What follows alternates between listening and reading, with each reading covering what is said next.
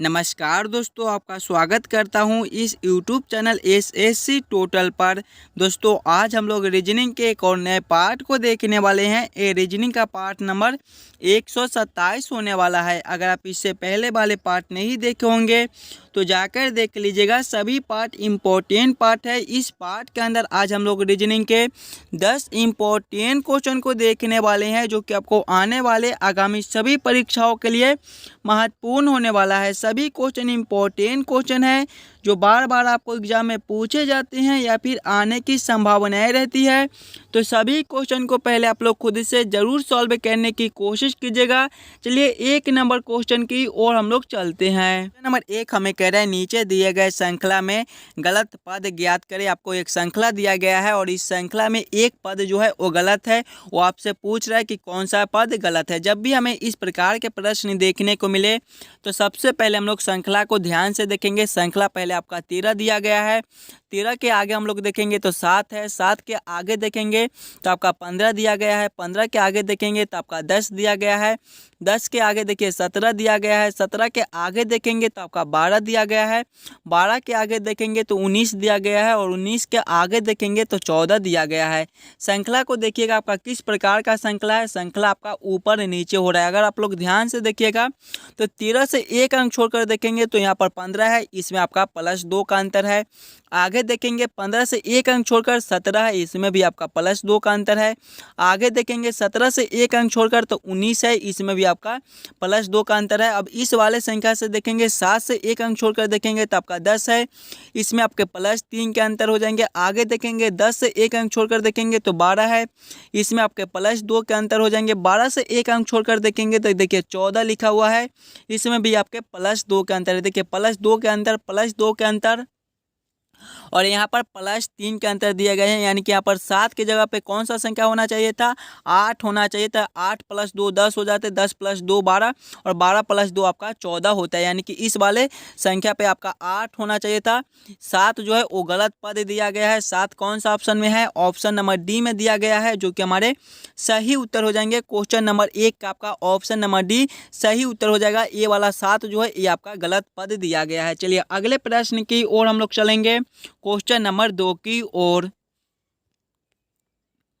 ये रहा question number 2। Question number 2 हमें कह रहा है निम्नलिखित प्रश्न में दिए गए विकल्पों में से संबंधित संख्या को चुनिए। संबंधित संख्या चुनने के लिए बोला है। नंबर एनालॉजी रीजनिंग के प्रश्न है। इस प्रकार के भी प्रश्न आपको बार बार एग्जाम में देखने को मिल जाएंगे, तो पहले आप लोग खुद से जरूर सॉल्व करने की कोशिश कीजिएगा। प्रश्न हमें कह रहा है जिस प्रकार से 21 का संबंध 3 के साथ है, 21 से 3 लिख रहा है, उसी प्रकार से हमसे पूछा जा रहा है 574 से कौन सा संख्या बनेगा जो इस वाले क्वेश्चन मार्क पे भरे जाएंगे। देखिए जब भी आपको इस प्रकार के नंबर एनालॉजी रीजनिंग के प्रश्न देखने को मिले तो सबसे पहले आप लोग ये सोचिएगा 21 से ये 3 कैसे लिख रहे हैं। हम लोग 21 से 3 कैसे ला सकते हैं। अगर हम लोग 21 भागा 7 करेंगे, 21 में 7 से भाग करेंगे तो हमारे 3 हो जाएंगे।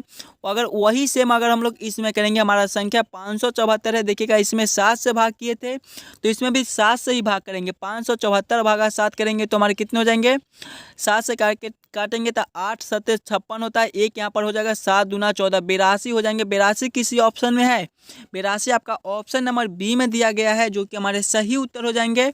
इस वाले क्वेश्चन मार्क पे आपका 82 भरा जाएगा। जिस प्रकार से 21 का संबंध 3 के साथ है, उसी प्रकार से आपका 774 का संबंध जो है वो 82 के साथ रहेगा। क्लियर है। चलिए अगले प्रश्न की ओर हम लोग चलेंगे, क्वेश्चन नंबर 3 की ओर। ये रहा क्वेश्चन नंबर 3। क्वेश्चन नंबर 3 आपका वेन आरेख वेन डायग्राम से रिलेटेड क्वेश्चन है।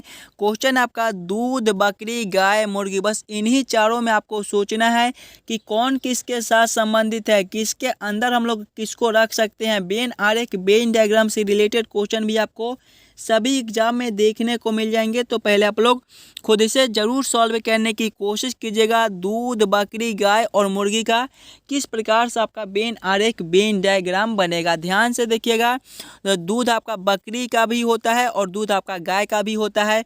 यानी कि दूध के अंदर हमारे बकरी और गाय दोनों आ जाएंगे। बकरी आपके अलग होते हैं और गाय आपके अलग होते हैं।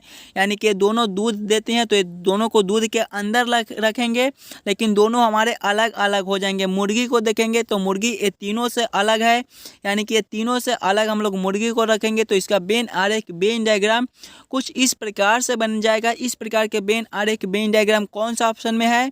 ऑप्शन नंबर डी में दिया गया है, जो कि हमारे सही उत्तर हो जाएंगे। दूध, बकरी, गाय और मुर्गी का कुछ इस प्रकार से आपका वेन आरेख वेन डायग्राम बन जाएगा। क्लियर है? चलिए अगले प्रश्न की ओर हम लोग चलेंगे, क्वेश्चन नंबर 4 की ओर। ये रहा क्वेश्चन नंबर 4। क्वेश्चन नंबर 4 हमें कह रहा है दी गई आकृति में कितने त्रिभुज है। इस आकृति में टोटल कितने त्रिभुज है ये हमसे पूछ रहा है। इस प्रकार के भी प्रश्न आपको देखने को मिल जाएंगे। सभी क्वेश्चन इंपॉर्टेंट क्वेश्चन है, तो पहले आप लोग खुद से ज़रूर सॉल्व करने की कोशिश कीजिएगा और हमें कमेंट करके बताइएगा कि आप 10 क्वेश्चन में से कितने क्वेश्चन को खुद से सॉल्व किए हो। इस वाला आकृति में आपसे ट्रेंगल त्रिभुज पूछ रहा है कि कितना ट्रेंगल त्रिभुज बनता है। देखिए, जब भी हमें ट्रेंगल त्रिभुज काउंट करने के लिए बोले तो पहले हम लोग फिगर को ध्यान से देखेंगे और समझने की कोशिश करेंगे हमारा किस प्रकार का फिगर दिया गया है, इसमें हम लोग कैसे जल्द से जल्द ट्रेंगल त्रिभुज काउंट कर सकते हैं। देखिए, पहले एक ऊपर त्रिभुज दिया गया है और इसमें एक लाइन ऐसे खींचे हुए हैं। ध्यान से देखेंगे तो इसमें हमारा पहला त्रिभुज ए हो जाएगा, दूसरा ए हो जाएगा और तीसरा आपका जो है वो ए वाला यहाँ से लेकर यहाँ तक ये आपके तीसरे हो जाएंगे।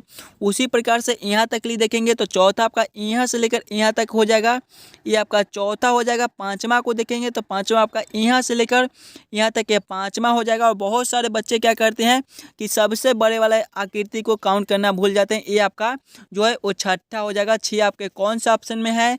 ऑप्शन नंबर बी में दिए गए हैं, जो कि हमारे सही उत्तर हो जाएंगे।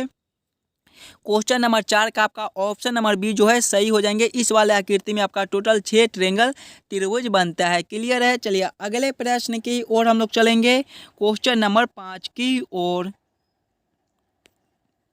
ये रहा क्वेश्चन नंबर 5। क्वेश्चन नंबर 5 हमें कह रहा है निम्नलिखित समीकरणों में से कौन सा एक ठीक है। देखिए, 4 समीकरण दिए गए हैं जिनमें से एक समीकरण ठीक है और 3 गलत है। कौन सा एक समीकरण सही है वो आपसे पूछ रहा है। सबसे पहले हम लोग सभी में भाग करके देखेंगे तो देखिए सभी में भाग जो है वो पूरा पूरा लग रहा है, यानी कि समीकरण को सभी को हमें चेक करना पड़ेगा। पहले समीकरण को हम लोग देखेंगे तो पहले 6 गुना 5 है, 6 गुना 5 हमारे 30 होते हैं। माइनस करेंगे हम लोग 24/3 है, 24/3 हमारे कितने होते हैं? 8 होते हैं, प्लस आपका 1 है। इसको हल करेंगे 30 - 8 करेंगे तो आपका 22 हो जाएगा। 22 + 1 करेंगे तो हमारे कितने हो जाएंगे? 23 हो जाएंगे। देखिए 23 आपका यहाँ पर दिया गया है, यानी कि समीकरण ए ही हमारा सही है। क्वेश्चन नंबर 5 का आपका जो है ऑप्शन नंबर ए सही हो जाएगा। अब ये तीनों समीकरण हमारे गलत हो जाएंगे, चेक करने की कोई ज़रूरत नहीं है, तीनों समीकरण गलत हो जाएंगे। सिर्फ समीकरण ए हमारा जो ए है वो सही हो जाएगा। चलिए अगले प्रश्न की ओर हम लोग चलेंगे, क्वेश्चन नंबर 6 की ओर। ये रहा क्वेश्चन नंबर 6। क्वेश्चन नंबर 6 हमें कह रहा है नीचे दिए गए अक्षर श्रृंखला को पूरा करें। यहाँ पर आपका अक्षर हो जाएगा, क्या हो जाएगा? अक्षर हो जाएगा। नीचे दिए गए अक्षर श्रृंखला को पूरा करें। आपको एक अक्षर श्रृंखला दिया गया है और यहाँ पर क्वेश्चन मार्क है। इन्हीं क्वेश्चन मार्क पे कौन सी अक्षर भरी जाएगी ये आपसे पूछ रहा है। जब भी आपको इस प्रकार के अक्षर श्रृंखला से रिलेटेड क्वेश्चन देखने को मिले तो सबसे पहले आप लोग अक्षर श्रृंखला को ध्यान से देखिएगा और समझने की कोशिश कीजिएगा आपका किस प्रकार का अक्षर श्रृंखला दिया गया है, इसे हम लोग कैसे जल्द से जल्द सॉल्व कर सकते हैं। पहले देखेंगे तो आपका जेड लिखा हुआ है, जेड के आगे आपका टी दिया गया है, टी के आगे आपका ओ दिया गया है, ओ के आगे देखेंगे तो आपका के दिया गया है और के आगे देखिए एच दिया गया है और इसके आगे देखिए क्वेश्चन मार्क दिया गया है। अगर आप लोग ध्यान से देखिएगा सिंगल सिंगल अक्षर को ABCD के क्रमानुसार तो जेड से आपका टी दिया गया है। जेड आपके 26वें नंबर पर आते हैं और टी आपके 20वें नंबर पर आते हैं। इसमें आपका -6 का अंतर है। आगे देखेंगे तो टी से आपका ओ दिया गया है, टी आपके 20वें पर आते हैं, ओ आपके 15वें पर आते हैं।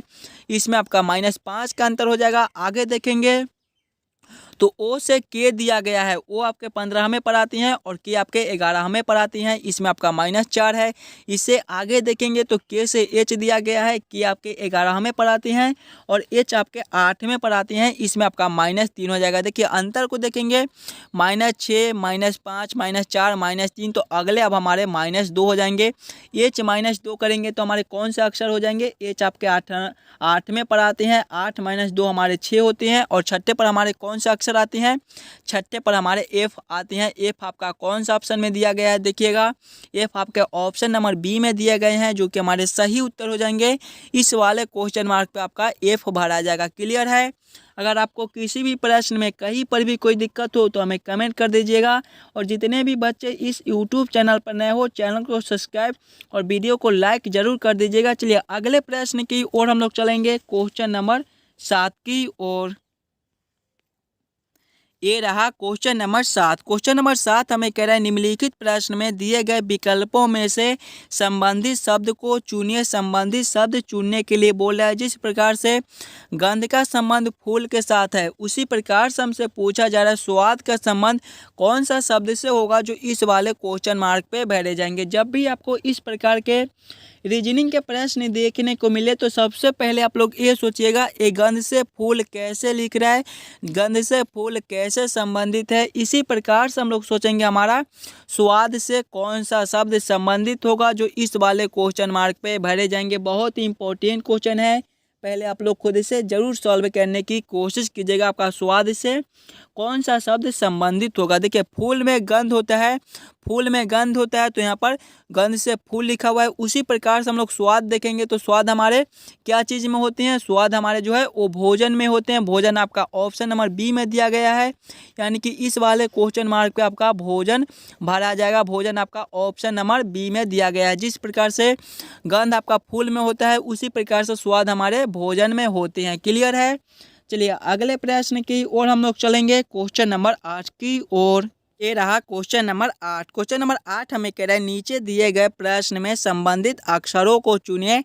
यहाँ पर आपका प्रश्न है, प्रश्न हो जाएगा। ठीक है, प्रश्न आपको कह रहा है जिस प्रकार से ELQZ का संबंध AJOV के साथ है, उसी प्रकार से हमसे पूछा जा रहा है VXTD का संबंध कौन सा अक्षर से होगा, जो इस वाले क्वेश्चन मार्क पे भरे जाएंगे। बहुत ही इंपॉर्टेंट क्वेश्चन है, तो पहले आप लोग खुद से जरूर सॉल्व करने की कोशिश कीजिएगा।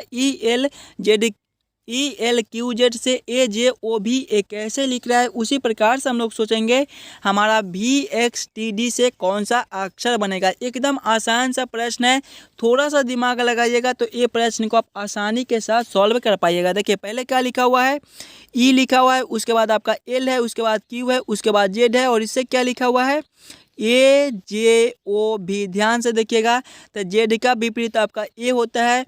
विपरीत अक्षर हम लोग ऐसे भी निकाल सकते हैं कि जेड हमारे 26वें पर आते हैं, ये हमारे पहले पर आते हैं। दोनों को आपस में जोड़ेंगे तो हमारा 27 हो जाएगा। जब दो अक्षरों का योग 27 हो तो एक दूसरे को विपरीत होते हैं। जैसे कि देखिएगा क्यू आपके जो है वो 17वें पर आते हैं और जे आपके 10वें पर आते हैं। 17 + 10 आपके 27, तो क्यू का विपरीत आपका जे होता है। उसी प्रकार से आपका एल का विपरीत ओ दिया गया है और ई का विपरीत भी दिया गया है। उसी प्रकार से सेम हम लोग इसमें करेंगे। तो पहले आपके भी है, उसके बाद एक्स है, उसके बाद टी है, उसके बाद डी दिया गया है। देखिए पहले हम लोग क्या करेंगे कि डी का विपरीत करेंगे, तो डी आपके चौथे पर आते हैं। 4 में हम लोग कितना जोड़ेंगे ताकि 27 हो जाए, तो 4 में हम लोग 23 को जोड़ेंगे तो हमारा 27 हो जाएगा। 23वें पर हमारा डब्लू आता है, तो डी का विपरीत हमारा डब्लू हो जाएगा। आगे देखेंगे आपका टी है, टी आपके 20वें पर आते हैं। 20 + 7 करेंगे तो हमारे 27, यानी कि 20 + 7 करेंगे तो 27, यानी कि 7वें पर हमारा जी आता है, तो टी का विपरीत हमारा जी हो जाएगा। आगे देखेंगे आपका एक्स है, एक्स आपके 25वें पर आते हैं, एक्स आपके 24वें पर आते हैं। 24 + 3 करेंगे तो 27, 30वें पर आपका सी आता है। आगे देखेंगे आपका भी है, भी आपके 22वें पर आते हैं। 22 + 5 करेंगे तो 27 और 5वें पर आपका ई आता है। कौन सा ऑप्शन है आपका WGCE दिया गया है। WGCE आपके ऑप्शन नंबर बी में दिए गए हैं, जो कि हमारे सही उत्तर हो जाएंगे। इस वाले क्वेश्चन मार्क पे आपका WGCE भरा जाएगा। क्लियर है। चलिए अगले प्रश्न की ओर हम लोग चलेंगे, क्वेश्चन नंबर 9 की ओर। ये रहा क्वेश्चन नंबर 9। क्वेश्चन नंबर 9 हमें कह रहा है लुप्त संख्या ज्ञात करें।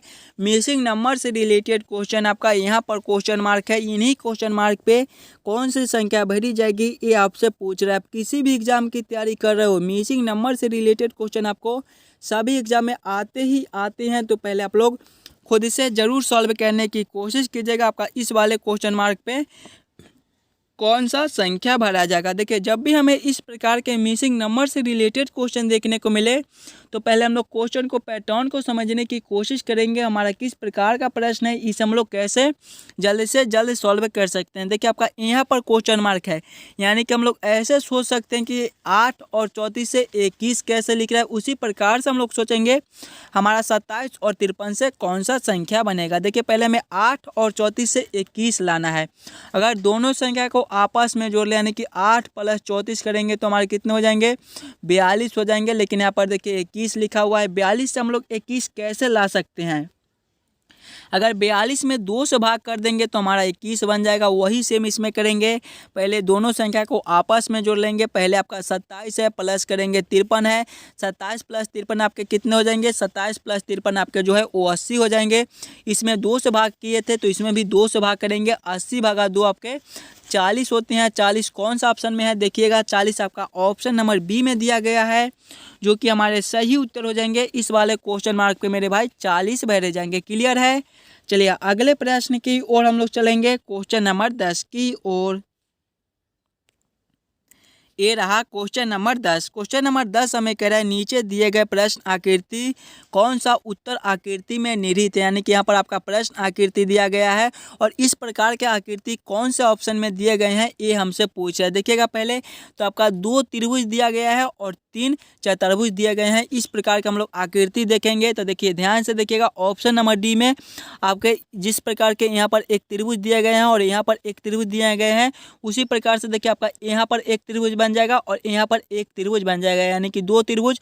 और देखिएगा 3 चतुर्भुज है, 3 चतुर्भुज है तो 1 2 3 चतुर्भुज इसमें भी है, यानी कि क्वेश्चन नंबर 10 का आपका ऑप्शन नंबर डी जो है वो सही हो जाएंगे। आशा करता हूं दोस्तों आप सभी प्रश्न को बढ़िया से समझ गए होंगे। अगर आपको किसी भी प्रश्न में कहीं पर भी कोई दिक्कत हो तो हमें कमेंट करके बताइएगा। और जितने भी बच्चे इस यूट्यूब चैनल पर नए हो, चैनल को सब्सक्राइब और वीडियो को लाइक जरूर कर दीजिएगा। और आपको SSC टोटल लाइव क्लास पर लाइव क्लास भी कराए जाएंगे, तो उस चैनल से भी आप लोग जरूर जुड़ जाइएगा। मिलता है आपसे अगले वीडियो में।